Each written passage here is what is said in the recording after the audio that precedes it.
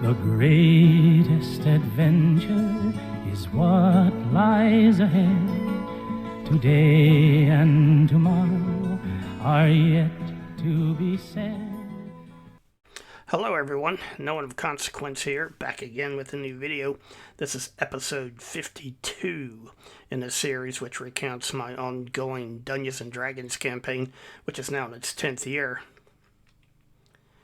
So as always, spoiler alert, in this video I will be revealing details found in this adventure module.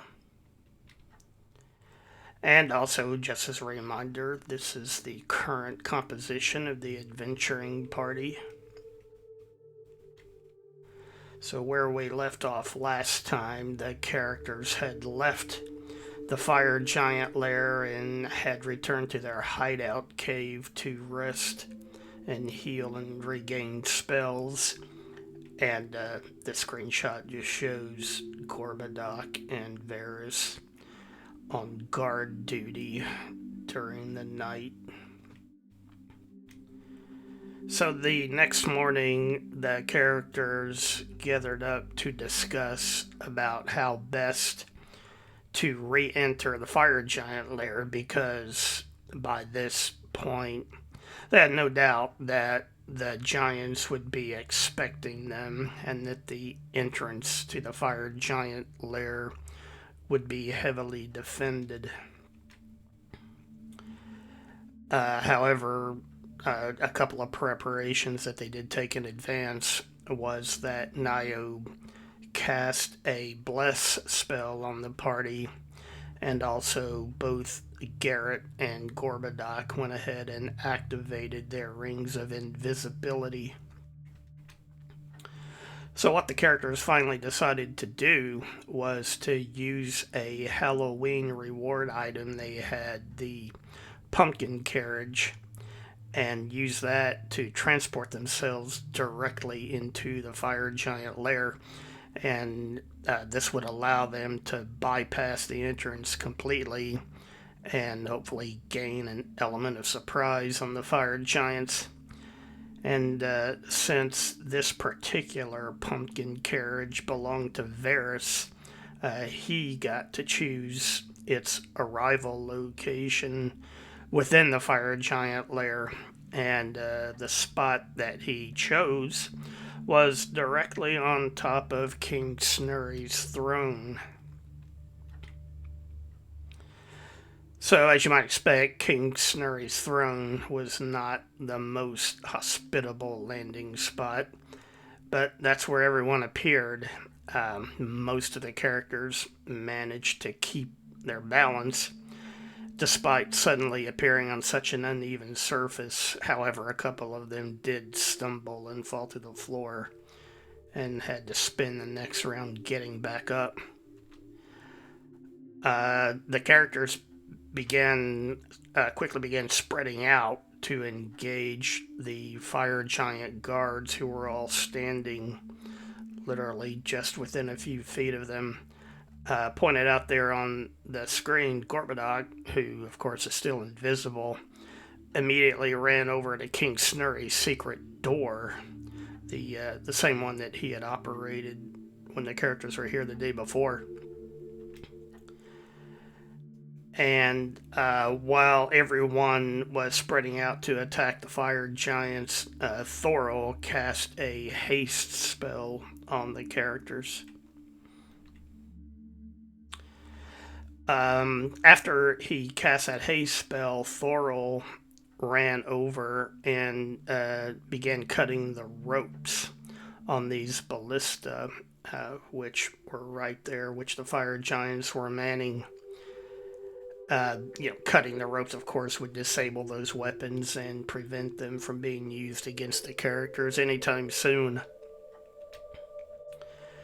And also, at this point, Gorbadoc had managed to once again open King Snurry's secret door, and Gorbadoc quickly ran down the passage beyond.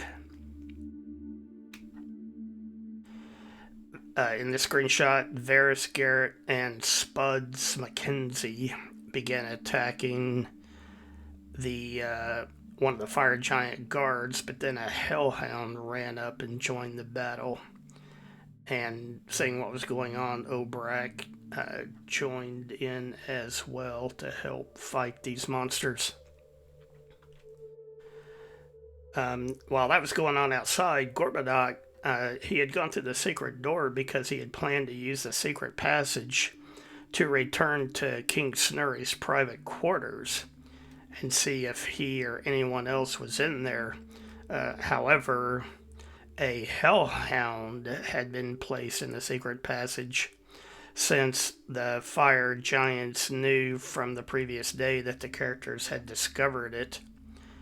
And as we've talked about before, hellhounds can detect even invisible creatures, and so since it's such a narrow, confined space, this hellhound quickly detected Gorbadak and moved to attack him, and Gorbadak tried to return an attack, but as you can see pointed out there in the chat window, he fumbled his response. Meanwhile, back out in the throne room, Varys, Garrett, and Obrak's fights were going much better. You can see pointed out there a critical hit from Obrak, and then max damage rolls as well. So by this time, guards which had been stationed near to the entrance of the Great Hall began arriving. In response to all of this commotion that was going on this end. And so Thorol used his Wand of Frost to cast an ice storm on the newest group of arriving defenders. And also about this time, Niobe ran over to help Gorbadak get out of that dilemma he found himself in with the Hellhound.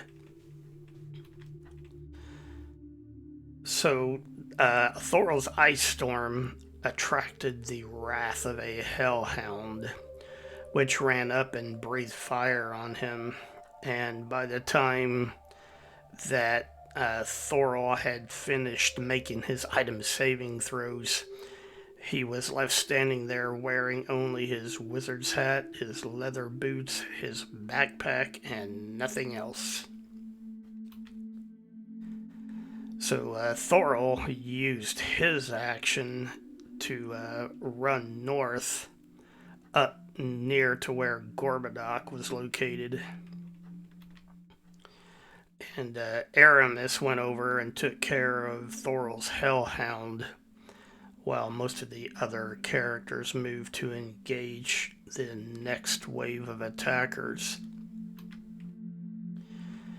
Now, at this point, Thorol's player claimed that he kept a spare suit of clothes in his backpack and was now putting them on so that he wouldn't be running around down here naked. And he said specifically that it was the fine suit of clothes that he had worn for Prince Thrommel's wedding several weeks ago. As a dungeon master, I was a little dubious that he would be carrying that around, but I don't track their encumbrance very closely, and so I couldn't prove that he wasn't carrying the extra clothes. However, every once in a while I still occasionally remind everyone of that time when Thorol lost all his clothes and then pulled a leisure suit or a tuxedo or whatever out of his ass and put that on. Meanwhile, where the fighting was going on, unfortunately, Aramis took a critical hit from an Etten and was reduced to exactly 0 hit points. And you can see his health bar there on the screenshot and the result there in the chat window. Fortunately, the other characters were having better luck, and you can see that Ettins and other monsters are beginning to fall. So with Aramis down, Niobe went over and used her spells and holiday gift healing items to get Aramis back on his feet, which was a good thing because just at this point a third wave of attackers were approaching. Meanwhile, Thorol declared that he had finished changing into his extra fine suit of clothes, which might not have been entirely appropriate for the fire giant lair, but it's still better than running around down here naked. So the characters reform their battle line to meet this next wave of attackers. Thorol cast a wizard lock spell on King Snurry's secret door to prevent any giants from coming in from that way and surrounding the characters. And also, Niobe cast a blade barrier spell on top of the leading group of fire giants. You can see pointed out there in the chat window that Niobe's damage roll for the blade barrier was pretty brutal, and the spell immediately killed two of the fire giant guards who had been leading the charge. Obrak and Niobe quickly finished off the third fire giant, and meanwhile the blade barrier chopped up those ballista there basically into firewood kindling, sending pieces of wood flying everywhere. So another fire giant guard approached, coming around the blade barrier to the north. Meanwhile, trolls begin swarming in to the south around the blade barrier. Aramis and Varys and Spuds McKenzie fought the trolls in melee with help from Thorol. And what Thorol did was he used a snowball in hell Christmas gift item on some of the trolls because since this was fire-based damage, it would prevent the trolls from regenerating themselves. And then back on the north side, you can see Niobe and Obrak fighting having defeated a fire giant there, and in the background Garrett was using his bow. Now, as these lesser guards up front were defeated, a group of fire giant shield maidens appeared further back down the hall, and they formed into a Roman-like testudo formation, interlocking all of their shields together.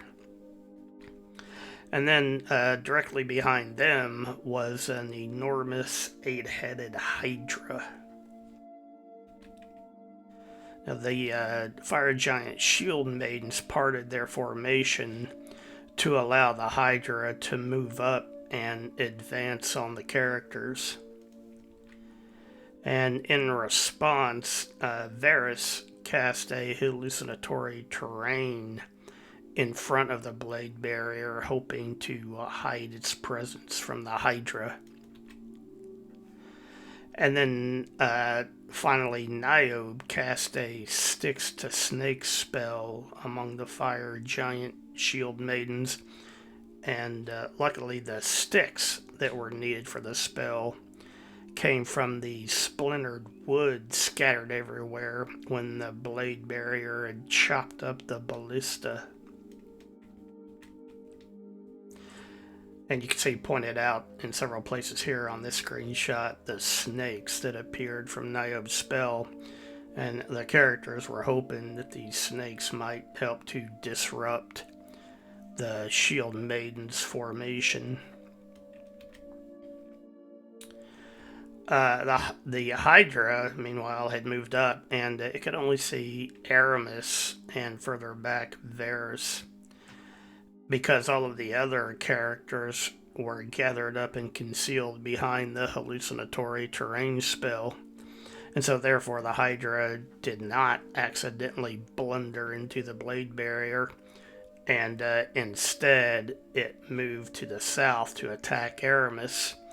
And some of the Hydra's heads tried to bite him, and one of them breathed fire.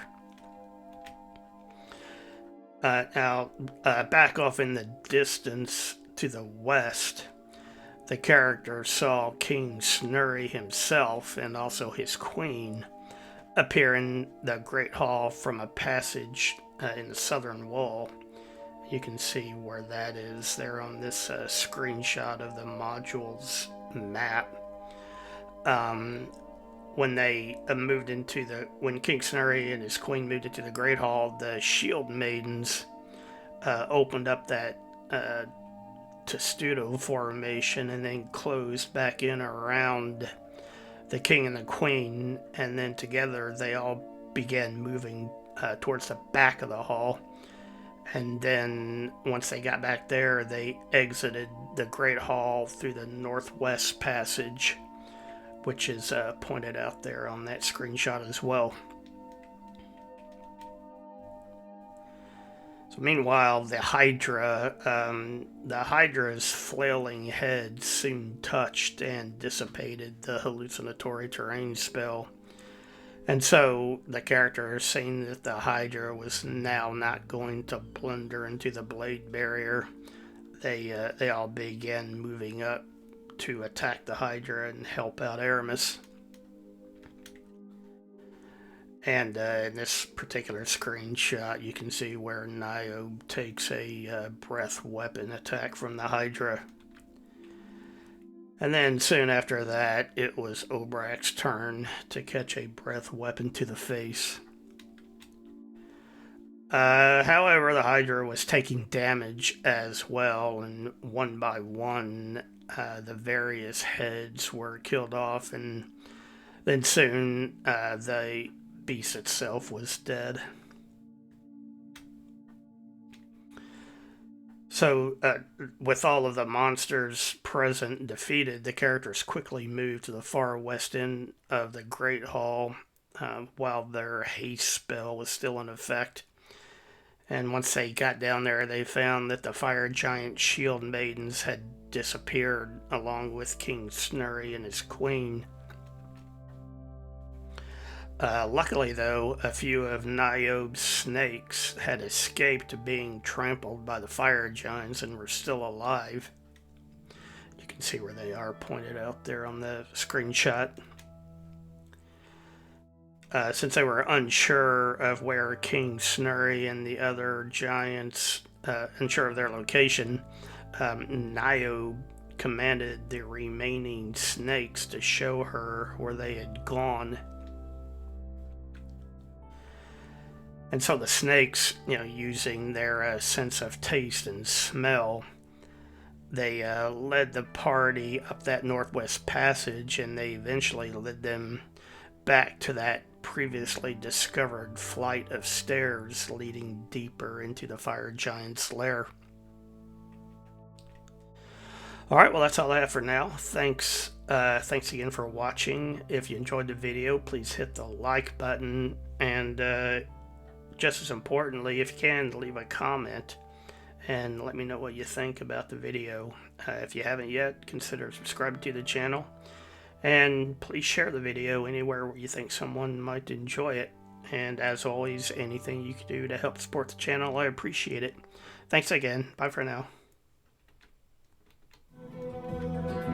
The greatest adventure is what lies